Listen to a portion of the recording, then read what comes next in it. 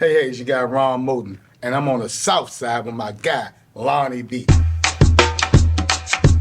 Hey! Southeast, South, welcome to the Southside. South, welcome to the Southside. We about to take a ride. Nice to see y'all up here on the Southside. Hey! Southeast, South, welcome to the Southside. South, welcome to the Southside. Southeast. We ride through the city with the girls looking pretty. The guys like to party, looking good, no diddy. Welcome to Southeast when we the real celebrities. Barry is the mayor with the city key. We about to chop it up in Southeast with Lonnie Bee. Hey! Southeast, South, welcome to the Southside. South, welcome to the Southside. We about to take a ride. Nice to see y'all up here on the Southside. Hey! Southeast, South, welcome to the Southside. South, welcome to the Southside. We about to take a ride.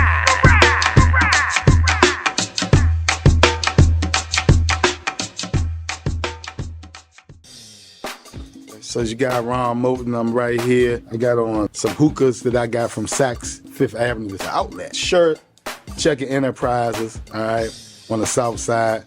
Bracelets I got from Sycamore and Oak. You know, they got 13 black businesses over there. So this watch right here, it was donated to me by one of my contractors, Lala and her husband from that fish fry. They got the best fish on the planet. You know what I'm saying? And this hat, you know what I'm saying? I got this from Shoe City about 5 years ago. Yeah, what's up? It's your boy Lonnie Bee, and welcome to the Southside. And today I have a very special guest. This is one of the leading community leaders right here from my hometown, DC, Mr. Ron Moten. What's up, brother? What's up? Lonnie Bee. Yes! Ron, how you doing? I'm good, brother. Okay, I'm glad that you're here. I'm happy to be here with such a profound guy like you. Oh, he's about to slice it. I'm just saying, you be doing it. You know? Okay. I remember when you started, well, I ain't gonna say started, but I remember you hosted that Check It Fashion show 12 years ago. Right? And I watched you grow and blow up.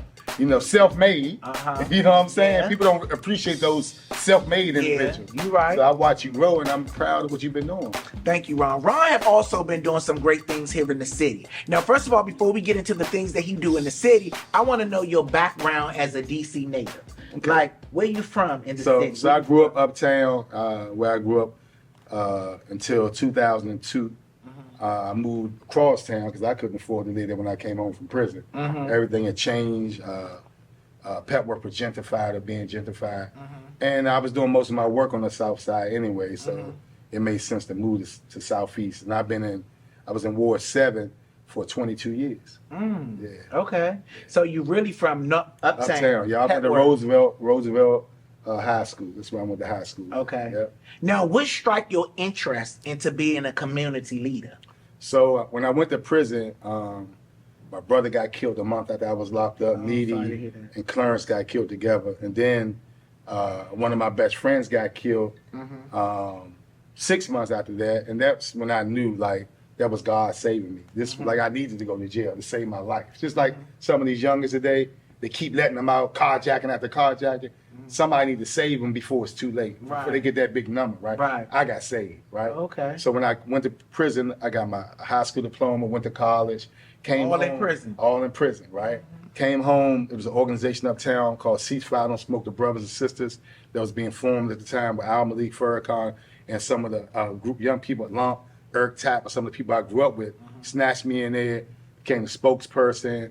It blew up. You know, I was around people like Kwame Ture, Marion Barry. I was walking Marion Barry's office about to pass by Al Malik. We used to walk right in. We didn't have no appointments. Really? Yeah. He was that cool of a guy, though. Well, if you was a real guy, you had access, right? And we were able to get in like that. And the other thing that kind of shaped me was the Million Man March. Oh, okay. So I saw it from the beginning when people said it wasn't 2 million men gonna come to Washington. Right. And I remember that day when it was supposed to rain all day. And I went down there that morning because we were vending, we were selling T-shirts. And, you know, I was a hustler, so Al Malik was a hustler, and my friends were hustlers, so we just turned the hustle to legal. Right. So we were selling T-shirts and water. That's those two things we started doing at the Million Man March. So that morning, we were there at 6 in the morning, and they started the libation, started playing the drums, and the sun came out.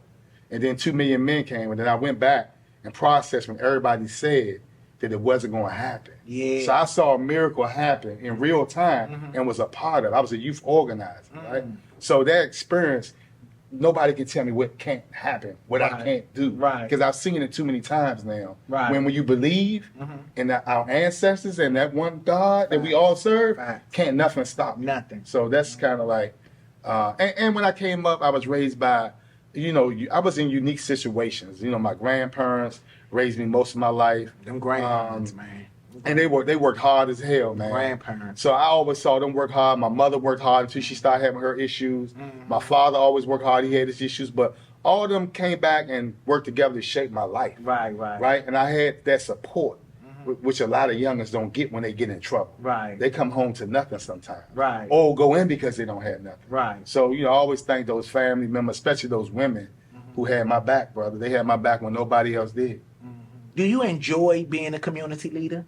Or do it become stressful and overwhelming? It can be overwhelming. It can be stressful. The stressful part is a lot of times people don't appreciate when you do stuff for them. It can be overwhelming sometimes because, sometimes people can't take no when they used to you always saying yes. But the other part is that the people just get in the damn way of you helping people. You know what I'm saying? What you mean when you say that? Well, it's always people who in the way, who can't do what you know how to do, and they get in the way for several reasons. There might be somebody who went to college and they got this degree and they got to just pay their bills. So they look at you as a threat. So they get in your way because they know you do this stuff supernaturally. Yeah. So they're getting your way from getting it. Or it can be that dude from the hood who's inferior to a brother, right? They said, damn, if he come in, what I'm gonna eat? Right. When all reality, people like me help everybody eat. That's right. Like, so many people who were part of the Peaceaholics that are doing stuff all over this city. We have youngins that went in our program, at least 12, 13 A and C's from Peaceaholics, right? Send them to college. I mean, there's so many things that we did, and it's magnified from that group of people, right? But it can be very, very, and then the other thing is, if you study history, anybody who stands up for the people always get attacked by the same people they stand up for, along with the enemy that you're fighting against, your oppressor, right? So you're fighting a system that's set up to keep your people down, and then you deal with a group of people who are hurt people, and hurt people, right? So if they not healed, they the closest person to you, the ones you help, and then they end up hurting you. Yeah. So it's not easy, and I've been doing it for 30 years. You know what I'm saying? But you live and you learn and you grow, and you got to know that God is blessing you to be where you at after all you've been through. I could have been with my brother and not gotten locked up. I could have been with my other friend and not gotten locked up, right? And I could be dead. So I just feel blessed to be able to help people and have the instinct. Like once you start helping people, it's contagious. Yeah. Like it's like people call us, I ain't doing that shit no more. Then people call, hey Mo, we need you for this. All right, here I go. I got to fight Taylor Owens, right? And then sometimes, like with that situation, it's natural. I just be like, oh, hell no, you ain't doing that. And most people think that I was fighting against Taylor Owens because of downtown. The main thing I was fighting was because he was about to move the message from Southeast. And we had 13 black businesses that depend on that. And a community that depend on the growth right there, right? That was my main thing. Right. Downtown was important, but to me, it was what was happening with Southeast. Right. So that didn't go through. No, it didn't go through. Why? So several reasons.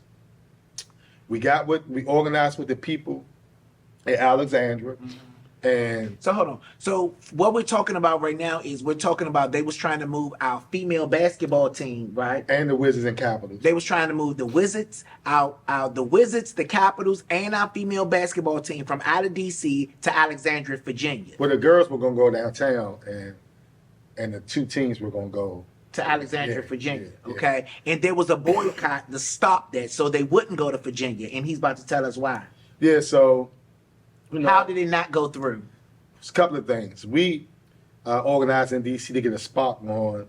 We organized with the people in Alexandria and working together collaboratively. We just had like a beehive. That joint went wild. And then there was this great, bold black woman, Senator Lucas from Virginia. And she was the chair of the committee that really controlled all the finances. And she said, not over my dead body. And we were showing her fact after fact how this wasn't going to work, how people weren't going to drive to Virginia and be in this all this traffic. And I was like, well, I'm gonna say this to you: if we can't trust them here, how can you trust him there that he won't leave on you in 25 years? And by the time people start looking at it, we slowed it down. People start looking at the numbers and the facts. Like, who's going to pay $75 for a parking space in Virginia? Who's going to pay $700,000 a night for a hotel room in Virginia? So you need all these performers to work for them to finance it, for them to agree to finance it. It wouldn't add up. They would have lost. Right. So, Ted, since then, me and Ted the owners have talked, and we're cool. I think he won either way. You know what I'm saying? But I think the people of D.C. won. And it's a more focus now on reviving downtown. There's a focus on reviving Southeast as it should have been. And we just move forward. You know what I'm saying? And that's what we have to learn how to do. I tell people all the time that as long as people's hearts are in the right place, it's good for a little friction here and there. Okay. Because friction makes diamonds, right? When it's not, your heart is not in the right place, it makes cold, right? And that's when you don't want that cold, because that's what happens with our young people.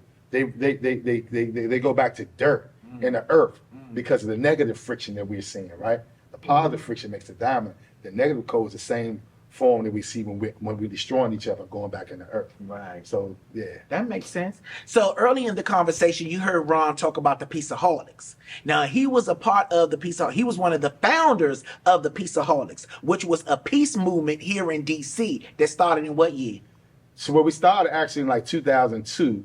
We incorporated in 2004. Okay, so there you have it. So tell us about the birth of the Peaceaholics and what happened that made it just, because I think it's needed now more than ever. So what happened was, me and a guy, half the time we didn't get along or whatever, we ended up in the same place every time something happened to youngins, and some older guys pulled us together and said, look, y'all need to put y'all beef aside and work together, because clearly y'all the ones that care about these youngins, and clearly y'all the ones that can move them to do the right thing. So we came together and we used to work together, and we eventually had a staff of 60 people all over the city. We sent 160 children to college, had an annual budget of $5 million. We would buy the children laptops. We would go and send our staff to the different colleges down south, pick them up. Because a lot of people don't understand, a lot of these children don't finish college because when they go to college, their parents never been to college. So their parents don't know they can't keep the furniture in the what they call it? The dorm room during the breaks. They clean them out, right? Yeah. So it has to go in stores, right? They need computers, they need food. We had children, we would send to college and get locked up for shoplifting because they couldn't feed themselves. So we were sending food, sending money. We broke 40 truces in all these rival neighborhoods that people are trying to deal with now, right? And what we did, 40 truthers, what that means? That means the real situation where dudes were killing each other and beefing. Where we had dudes do truces, like squash the beef. All right. One of the guys I just talked to is he's trying to get back in court. I'm gonna say his name because I don't want the prosecutors trying to stop it. You're right. But he was one of the youngest that went in after they stopped the Peaceaholics, and he was one of our #1 peacemakers. You know what I'm saying? We had this thing called. He was the #1 person going to the neighborhoods, making people in squash. So he actually squashed the beef with MS-13s uptown in the school in Roosevelt. Damn. Yeah, he was there. But my thing is, and those was the guys with the long guns underneath the trench coats, just like Big G had before we got to him. Right. Yeah. But the thing about these guys, we called them the Street Commission, and we gave them money, and we trained them how to broker truces, and we slowly brought the rival neighborhoods together. Then they got so comfortable with doing it, they didn't have to call us no more. When things were happening in their neighborhood, they would squash it themselves and then come back to us and brag about it.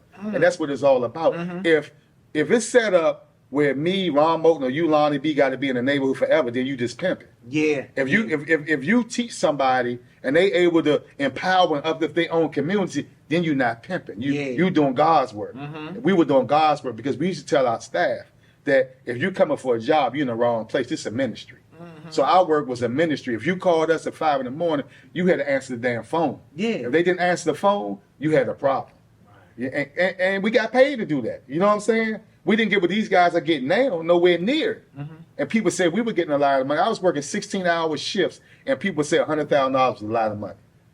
Ron, that's a beautiful ass program. What happened to it? Politics. Politics. Politics. Not that politics. Politics. Yeah. What that mean? So what happened was I was supporting Adrian Fenty at the time. A lot of people were mad at him because of stuff with the schools. A lot of the old timers felt like, you know, politics, he taking all the money, giving to the younger guy. There was a lot of things going on. Yeah. Some stuff might have been self-inflicted or whatever. Right. Right? And I wasn't perfect. Right, but right. one thing I wasn't doing was stealing or enriching myself or anything. But that's the picture they try to paint. They try to paint a picture, oh, they stealing money. Their first accusation was, Peaceaholic? yes, that we would use the money from the government to help with political campaign, which you can't do within 501c3. Right. So that's how they started the investigation. And then it went from they kept auditing us and auditing us till they found something. And then the rest is history. They stopped the organization, and here you are after the DC having the lowest murder rate in 50 years, right? Almost in the history of DC from the work we were doing. And others like MPD was doing a great job as well. But we were killing it, brother, right? And to this day, they haven't found nothing similar. And that's what they do. These people come from out of town, come in DC, study our shit, and then they come back and try to sell it to us like they make it up. But it don't come from their hearts. And if it don't come from your heart, you can't do the miracles that the people, you know, God's people. Like, we do some miraculous shit, man. Right. The shit you do is miraculous. Right. Like, you started from nothing. Right. Ain't nobody help you. That shit's miraculous. Right. Because it's spiritual. Yeah. And they don't understand this shit. This shit ain't about all this other shit they talk. This shit is spiritual. Yes. So no weapon against people like us prospers. Yeah, that's right. As much as they try to tear us down over and over again, we keep rising, God. Right. And that's what we got to keep doing. And I'm blessed to have been around so many people like civil rights leaders that work with King, and like Kwame Ture, Winnie Mandela, Million Bolton Robinson, Reverend James, like all these people breathed into us. Right. So we were learning, right? And we took it in. And that's what made us who we were and who helped make me who I am today. It's not like I was just born this great person, even though Virginia Williams, who's one of the greatest activists in Ward 7, is my aunt. Malcolm X is my cousin. So, like, it's in the blood, but it's not. It doesn't come with all those teachings and lessons and blessings from God. I know that nothing I've done would have happened without him and them. That's right. So look, could we get the Peaceaholics back? Because it's needed. You see what's going on in the city right now? So I think it's some great programs out here, but I think part of the problem is there's too many programs. So would that mean no, we can't get it back? I think you can, but I just want to explain that to you. So With you and the originals. Oh, I ain't coming back. I'll teach you. It's time to pass the torch. The work that we was doing is for people 20 to 35 years old. Being honest with you, because Take a lot of movement. bro, I could never get a girl. You know what they would say? What? I never forget it. I was dating this girl, and when I first started dating her, she was like, "Oh, I just love what you do." And it went from there. Why don't you go fuck the children? You spend all your time with the children. Go fuck them. You know what I'm saying? Like, you don't have a life. Right. Like to really be good at that shit, Yeah. you're doing some real hours, real sacrifice, right? So a lot of people, not just with us, even in the past, you talk about the civil rights leaders, their families was fucked up with them because they spent so much time helping the community, they didn't even get a chance to help their own. Right. So I'm just saying, like, I got a 17-year-old that lives with me, my 15-year-old lives with me, and my 4-year-old, we split, right? I gotta make sure I'm all right when I get older, because ain't nobody I ain't counting on nobody to take care of me. Facts. My 30 years been taking care of others. I didn't save no money. I was working for others, for my people. And I've seen too many people that came before me die broke and sad because all the people they helped wasn't there when it was time for them to get help. So my thing is, I still help my people. I do a lot in my community, but you gotta have balance. Right. Facts. When you get to my age, I'll be 55 this year. Facts. Right?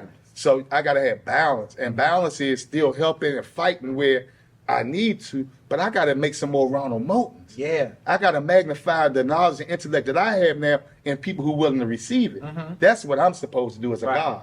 Right? You know what I'm saying? And where a lot of our leaders fail, these people are 80, 90 years old trying to do what they was doing at 35, 40. Facts. And I'm trying to make sure I don't make that mistake. So like with Don't Mute DC, what we're doing there, we trying to focus on training the next generation of leaders, right? To use the music, the culture, and the spirit of our ancestors, right?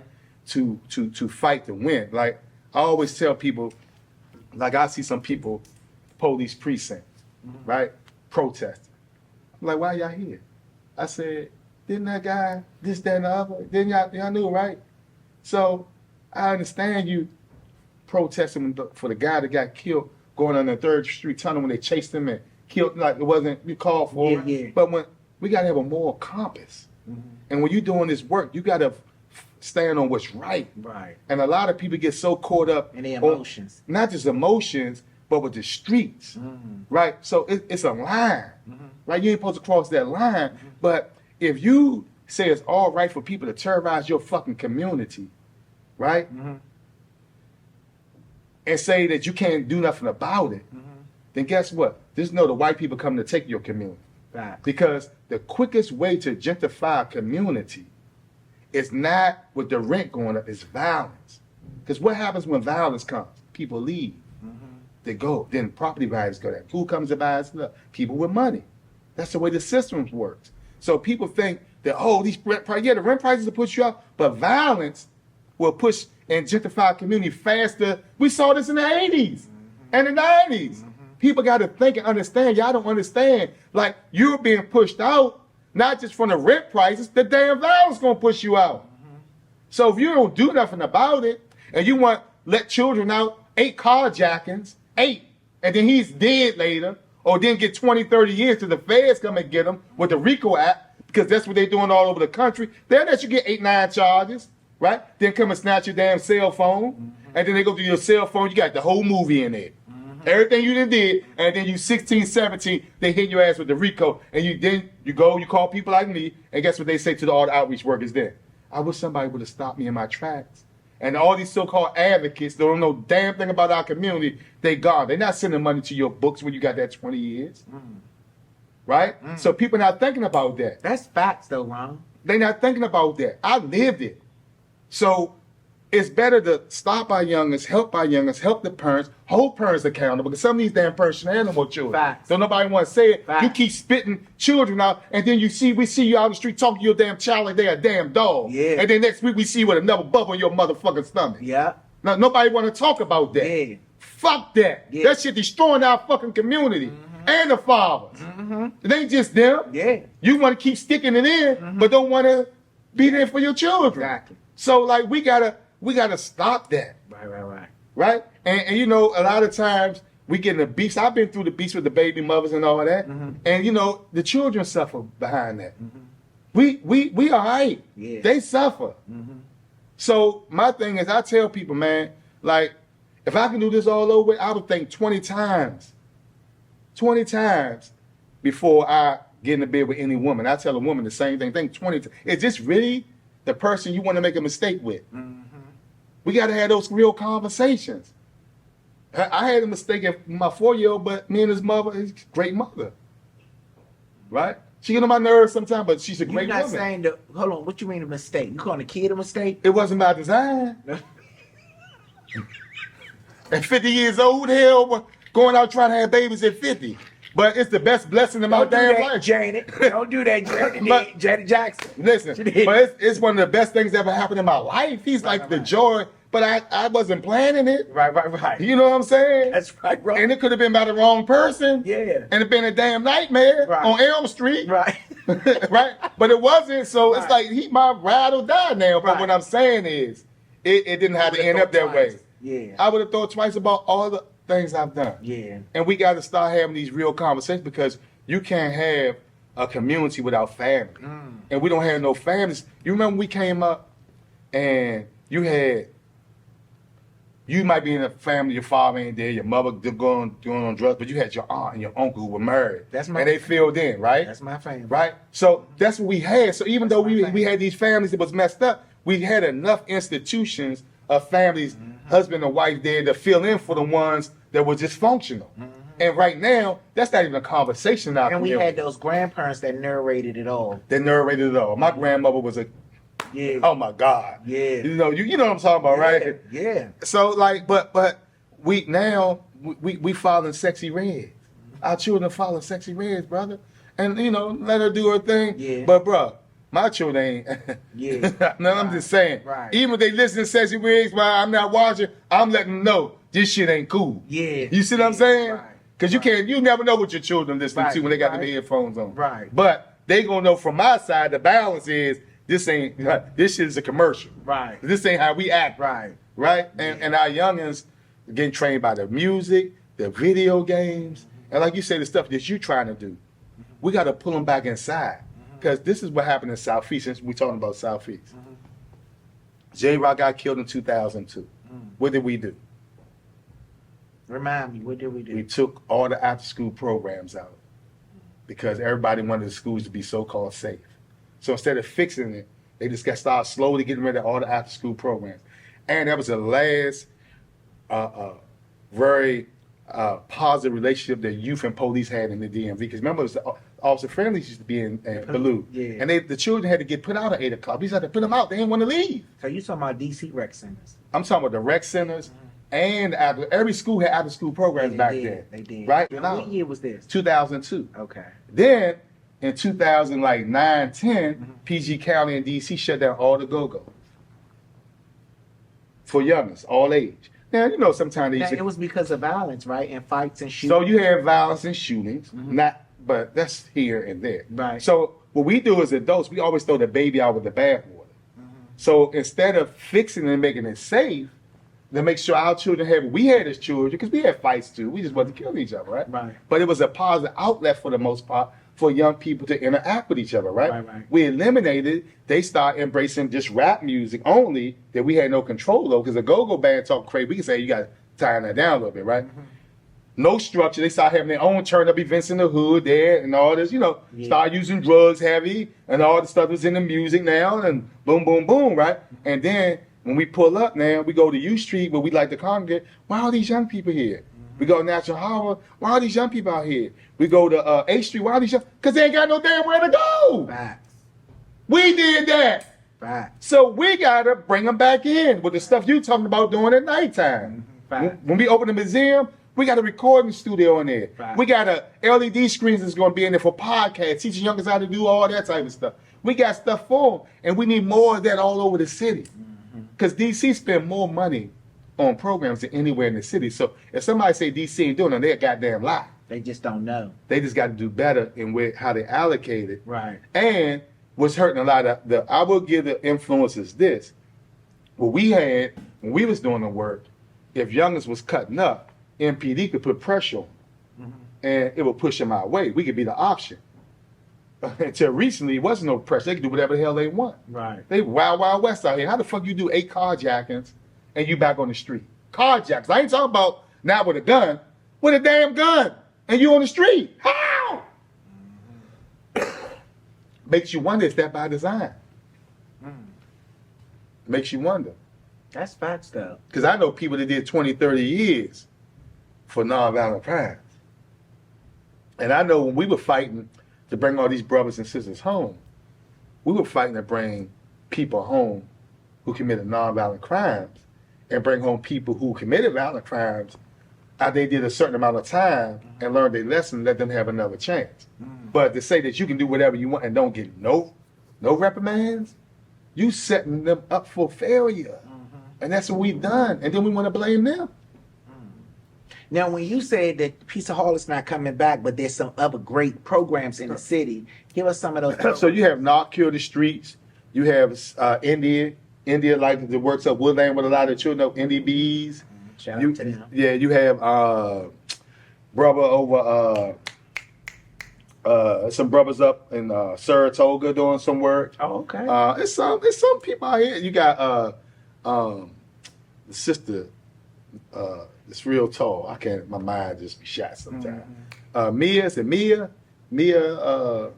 name of her? Trigger. The Trigger Project. Okay. I mean, it's some people doing good work. I still think that, you know. You don't think it's enough, though? I think it's enough money out here. Right. I just think you gotta have the right person guiding this But stuff. do you think these programs are fairly supported? Some of them are. They get more money than I was getting. Some of them are. Are Some they of them putting not. good use to this money? Some of them are. Some of them not. Once again, I would say, if I'm going out to a youngin' that's on the block, right, Okay. and I say, here, I got a job for you, I got an alternative for you. Let me talk to you about this, that, or the other, right?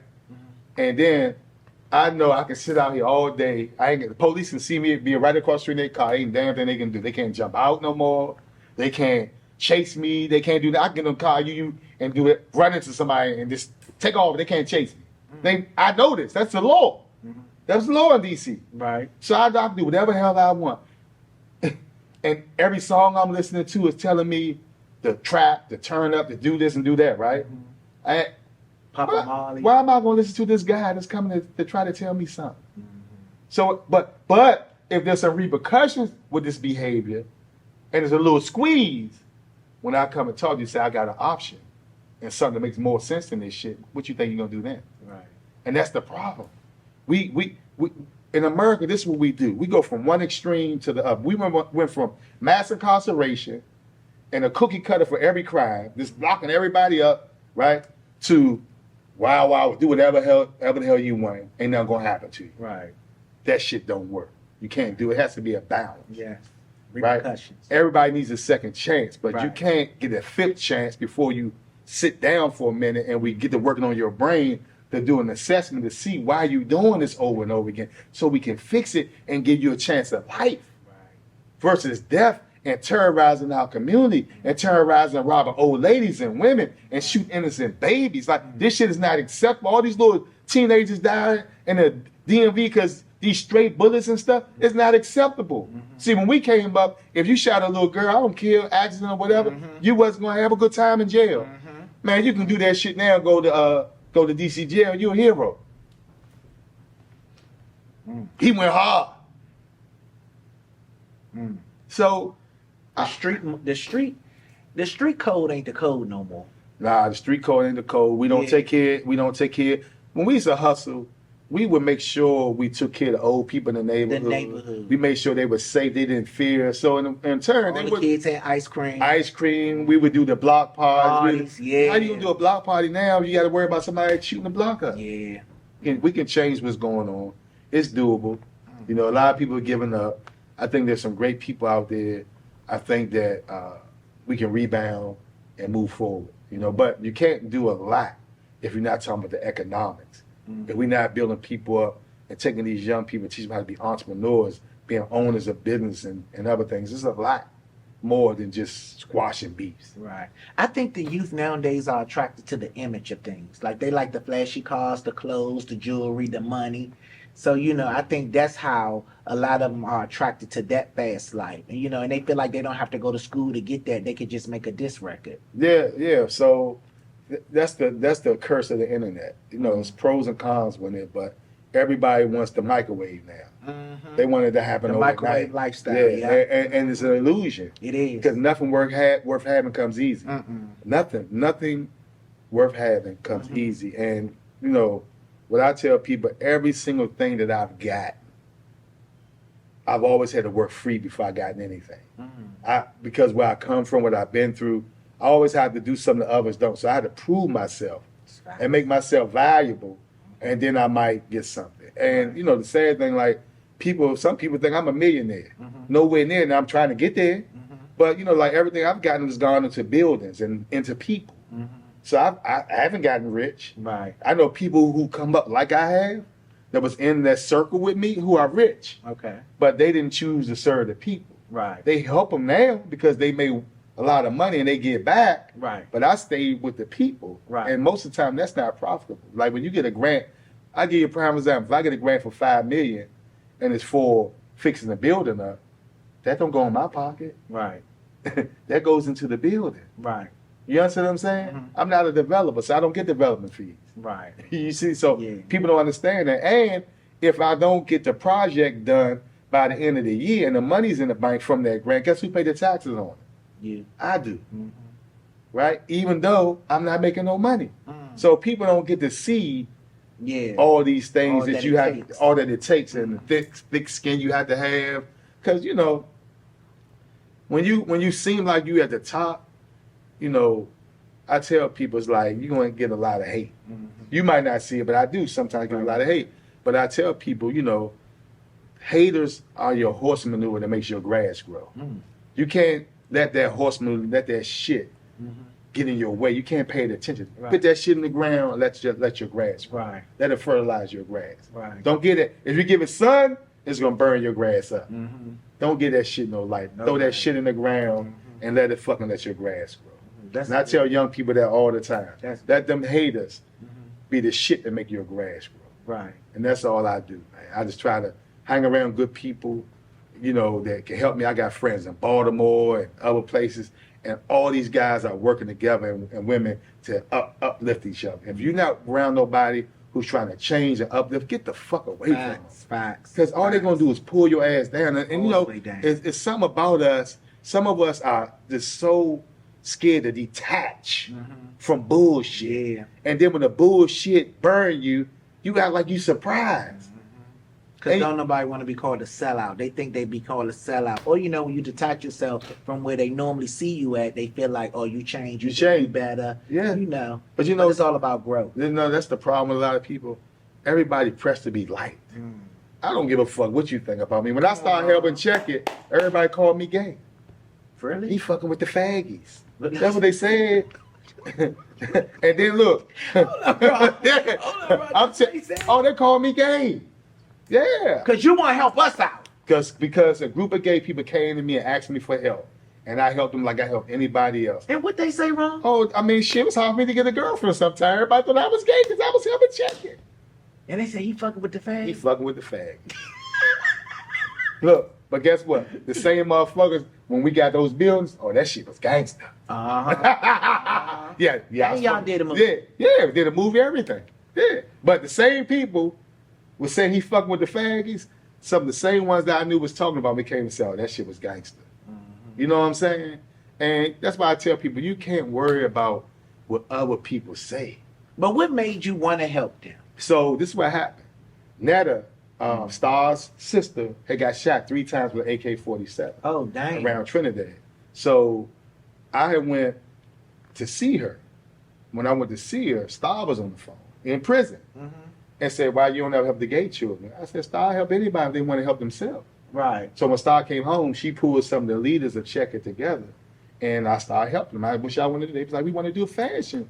We want to do clothes. And that's why we did the fashion show that you hosted. It was real big. It was Washington Post, all that, right?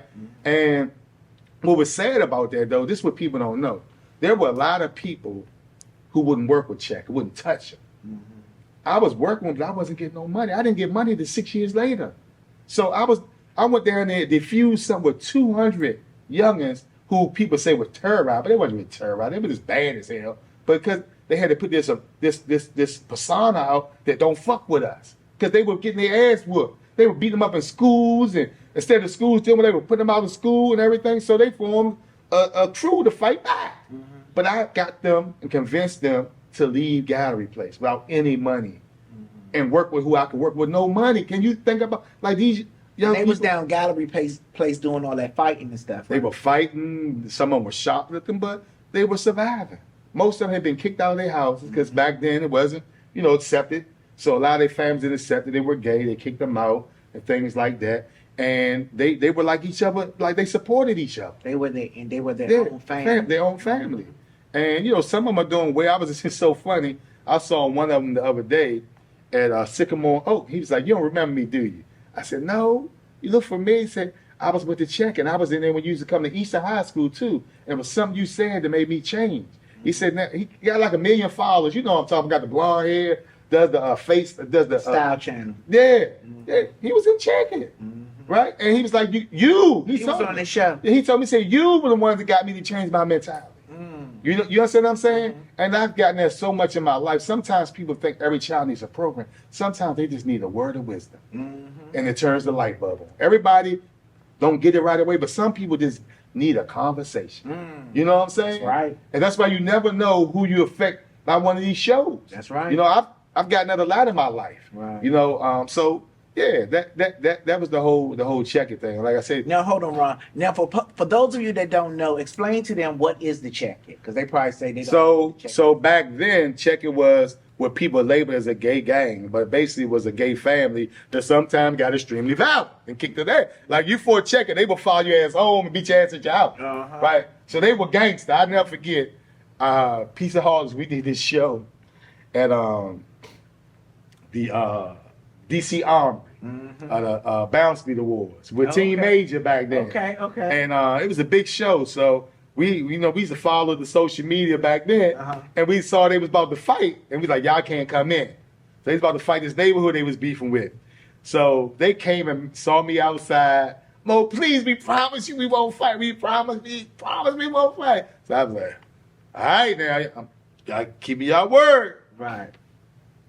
Let's go inside, and no fights. Okay. But I'm seeing these guys from this other neighborhood keep fucking with them, and I'm just like, come on, keep them away from each other.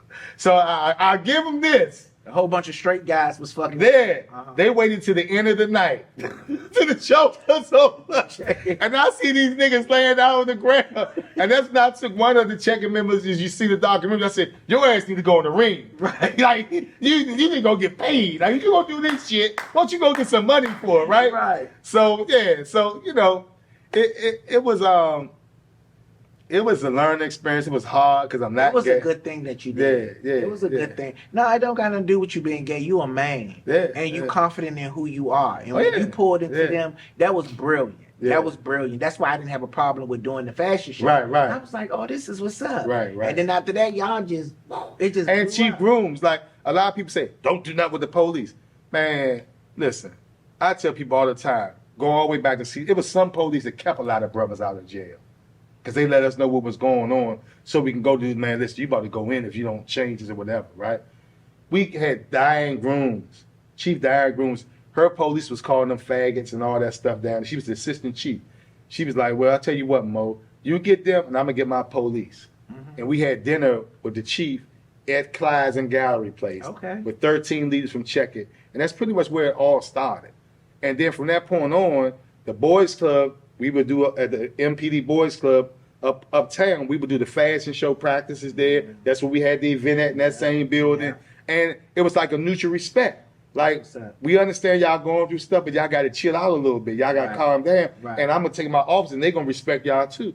And so, like, I tell people, like, you ain't always got to agree with people, but even when our civil rights leaders were dealing with the racist Bull Connor, they would take time out and huddle up with them, like, how we going to do this? Like, you know what I'm saying? Sometimes you got to have a conversation with your enemy, if that's your enemy or whatever. Right? But, you know. But you know, Mo, I mean, Ron, when it came to the city, I called you Mo like we was outside. Right. But now everybody call me Mo. I don't know if you know that. Everybody call me Mo. Because my last name Moten. Oh, okay. Yeah. So you know, Ron, when it comes to DC, I can only speak for DC. It was hard for us to trust the police because of the Dirty Dozen. Yeah. You remember that? I remember the Dirty Pac-Man and all that. Slam your ass through the concrete and do a cavity search. They might have made turned a couple of guys level away with them cavity searches. They might start liking it. Because them jokers, they would do them cavity searches like what? Put them little gloves on. So these dudes don't have a clue what it was like back then. Yeah, back then for the Dirty Dozen and the jump out. You remember Goose in it? Yeah, I remember all of them. Goose. Oh. But the thing about it was, it still was a level of respect. Because I remember ducking in the Delta Force. This might have been a little bit before you. They would tell you they was going to come through. Now, if you was crazy enough to have your ass outside, when they came back, that was on you. But the only time they came when it was killings. They would let you get your money if you wasn't killing. And you know, I tell people all the time, right? You got to have some order. Because if it ain't no order, can't nobody make no money. No. You know, I call it love and order. You got to have some love and you got to have some order. Right? Where there's no love, there ain't no order. Where ain't no order, it can't be no love. That's right. Right? So those are the things that we got to work better at. And then if you don't want the police, you go clean your goddamn community up. That's right. If you don't want the police, you go do it. That's right. But don't say we can't do something. I like that, Ron. That's right. You know what I'm saying? You don't want them around there, you do the work. You go do it. Go talk to the youngins. That's right. Instead of calling the police, go try to talk to them first. That's right. And see if you can help them. That's right. Right? So, I mean, it's a way to do everything. But, you know, everybody talk about the problem. How many people really work to solve the problem? Facts. You know, so that's the problem that we have. You know, everybody want to be a resident and nobody wants to be a citizen. You know the difference between a resident and a citizen? You just live there, but you don't care about what goes on. It's like you don't do shit. That's right. And a citizen gonna have something to say and do with everything that come in their community. They're going to make sure shit ain't crazy. And if it is crazy, they're going to deal with it. That's right. Right? So, and residents normally complain after the fact, but they ain't do nothing. Nothing. Right? We They got don't to go stop to the that. community meetings. They don't do nothing. They only go to their child school. So The PTA. they don't do nothing. Right. Nobody know who they are. Their children raised in hell in school. And then, only time, some of them, I ain't going to say all of them, only time some of them go to the school when they get kicked out because they got to be at home with me. Right. Right? Fact. So you want somebody else to deal with your problem instead of Right. us coming together. Not saying it's always your fault, 'cause there's some good mothers out here. Good mother. There's some good fathers out here. Good fathers. But when you got a system that we embrace and told us we couldn't discipline our children, that's what this produces. You can't discipline. How the hell I can't discipline my damn children? I discipline my child, I go to jail. Yeah. You know what I'm saying? I remember they did that with one of my children. I said, you come and get his ass right now. Right. Because he ain't going to disrespect him out. Send his ass. He was in a halfway house for 2 weeks. I said, how you like this? You got 3 pair of pants, 2 pair, what's it called? A certain pair of underwear. Dad, can I come back home? You right. Yeah, nigga, you ain't doing that shit in my house. You ain't gonna disrespect me, and then the court tell me what the hell I can do. You can go live with the court. Right. I told Sauce Bruce, come and get his ass. Right. Sasha. Y'all want to tell me how to raise my child? You come and get him. Right. Because guess what? When he go out here and kill somebody, y'all going to be talking about me. That's right. So it's 2 things I want to touch on real quick before we get out of Okay. here. One thing is the whole Don't Mute DC movement. Yes. We definitely got to talk about that, okay? First of all, what orchestrated the movement, and how did you get involved with the movement? So this is what happened. So Don Campbell, who's a friend of mine who owned the Metro PCS store, Okay. had called me and Natalie Hawkinson, Professor Hawkinson, who was a professor. He called me and I called her because we were already working on a situation where all these black establishments were being attacked by gentrifiers. Like where she lived at, it was a reggae store, well not reggae, Caribbean store, and the white people were complaining about the music being too loud, but it's a white store a block away, loud as hell. They didn't have a problem with it, but they had a problem with them. Because they was playing go-go. It wasn't even go-go, it was Caribbean music. Oh, Caribbean. Okay. Okay. And then you had the other store that was in the Navy Yard. That was, what's it called? Right on the corner right there. They used to have live entertainment. They was trying to move them out, which they eventually did. So bottom line, it was just going on. So we were already talking about. So when Don called us, we were just pissed off about somebody came in the shade and told them cut So the music. Don is the owner of the show. No, he's the owner of the Metro PCS. Okay. And that's the store that actually plays the go-go. Right, The for the last 30 years. The speaker outside on the sidewalk. Yes. On Yes. Georgia Avenue in Yeah. Florida. Yeah. Okay. So when he called me, I was like, nah, we gotta do a petition. We gotta do something. So we put together a petition. Because they was trying to get rid of him or just tell him don't play the music. Don't play the music. And then T-Mobile called him, told him to cut the music off, or we're gonna take your license. And that's how he made all his money. Damn. They reached out to T-Mobile after they reached out to the city and tried to get them to test the sound and see, but he wasn't too loud. So after they couldn't get the city to do it, then they went to T-Mobile. Yeah, these people wicked, man. And gentrifiers, colonizers, whatever you want to call them, right? And I was so happy when over 880,000 people, black, white, everything, from all over D.C., the DMV, and all over the world signed the petition.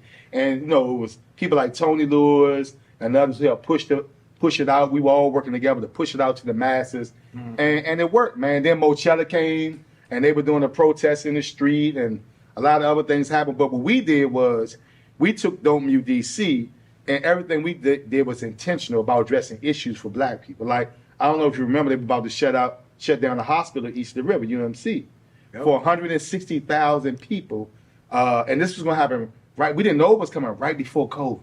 So we actually kept the hospital open in Southeast for 160,000 people months before COVID kicked in.